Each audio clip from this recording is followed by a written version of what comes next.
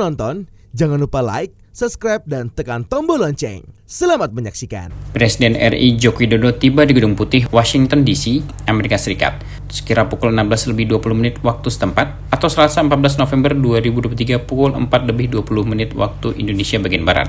Ketibaan Presiden Jokowi disambut oleh jajar kehormatan dengan pasukan yang membawa bendera dari 50 negara bagian di Amerika Serikat saat rangkaian kendaraan yang membawa Presiden Jokowi memasuki halaman Gedung Putih. Setibanya di depan West Wing Portico, Presiden Jokowi kemudian turun dari kendaraan dan langsung disambut hangat oleh Presiden Amerika Serikat Joe Biden. Setelahnya, kedua pemimpin negara kemudian berjalan menuju Oval Office yang merupakan ruang kerja Presiden Biden di Gedung Putih. Di sana kedua pemimpin melakukan pertemuan terbatas. Usai melaksanakan pertemuan terbatas, kedua presiden kemudian menggelar pertemuan bilateral yang turut diikuti oleh delegasi dari masing-masing negara.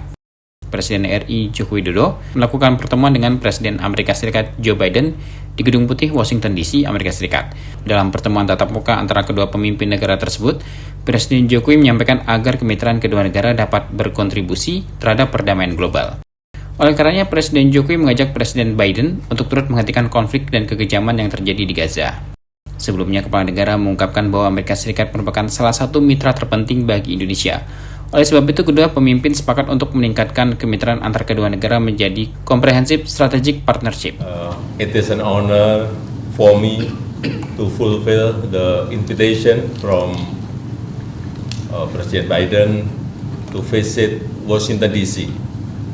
The U.S. is one of the most important partners for Indonesia, and we agreed to elevate our partnership into comprehensive strategic partnership. But most importantly, we have to give a real meaning to it. For Indonesia, economic cooperation is priority, including on supply chains issues. Indonesia also wishes our partnership contribute to regional and global peace and prosperity. So Indonesia appeal to the U.S.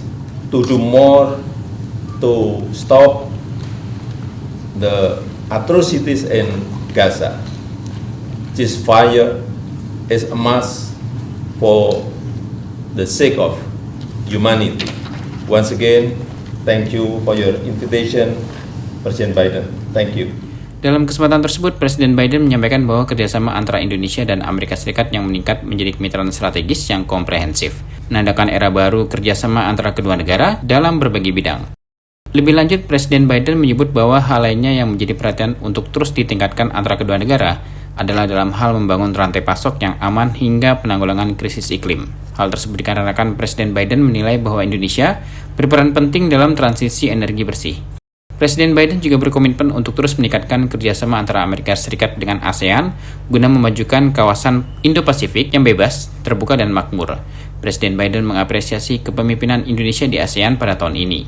Turut mendampingi Presiden Jokowi dalam kunjungannya ke Gedung Putih yakni Menteri Koordinator Bidang Perekonomian Airlangga Hartarto, Menteri Koordinator Bidang Kemaritiman dan Investasi ad interim Erick Thohir, Menteri Luar Negeri Retno Marsudi, Menteri Pendidikan, Kebudayaan Riset dan Teknologi Nadiem Makarim, Menteri Kesehatan Budi Gunadi Sadikin, Menteri Perdagangan Zulkifli Hasan, Menteri Energi dan Sumber Daya Mineral Arifin Tasrif, dan Duta Besar RI untuk Amerika Serikat Rosan Ruslani. Tim Eljan Media melaporkan.